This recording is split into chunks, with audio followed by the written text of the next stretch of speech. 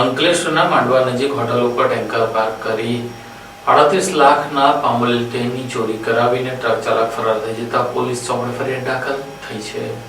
અંકલેશ્વર નજીક ટેન્કરમાં ભરેલા લાખો રૂપિયાના પામોલીન તેલની ચોરીનો બનાવ સામે આવ્યો છે. ઘટનામાં ટેન્કરનો ડ્રાઈવર જ તેલનો જથ્થો ગાયબ કરી ફરાર થઈ જતા પોલીસે ગુનો નોંધી તપાસ હાથ ધરી છે.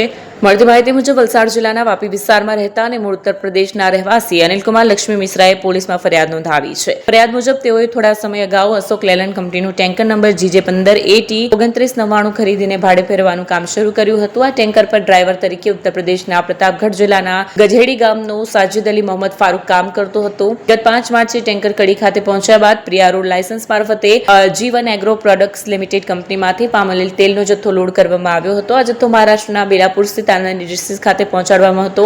8 માર્ચે ડ્રાઈવર ટેન્કર લઈને કડીથી બેલાપુર જવા નીકળ્યો. ત્યારબાદ 9 માર્ચે ડીઝલ ભરાવવા માટે માલિક પાસેથી રૂપિયા માંગ્યા. માલિકે 7,000 ઓનલાઈન મોકલ્યા, પરંતુ ત્યાર પછી ડ્રાઈવરનો મોબાઈલ ફોન બંધ આવ્યો. ફરિયાદીએ ટેન્કરનું GPS લોકેશન ચેક કરતા ટેન્કર માંડવા નજીક નેશનલ હાઈવે 48 પર આવેલ એક હોટલના પાર્કિંગમાં ઊભું હોવાનું જાણવા મળ્યું. તપાસ દરમિયાન ટેન્કરમાં ભરાયેલ પામોલીન તેલનો જથ્થો 28,350 કિલો હોવાનું અને તેની કિંમત અંદાજે ₹38,54,891 હોવાનું બહાર આવ્યું. પોલીસે આ મામલે ડ્રાઈવર સાજિદ અલી મોહમ્મદ ફારૂક વિરુદ્ધ ગુનો નોંધી તપાસ હાથ ધરી છે.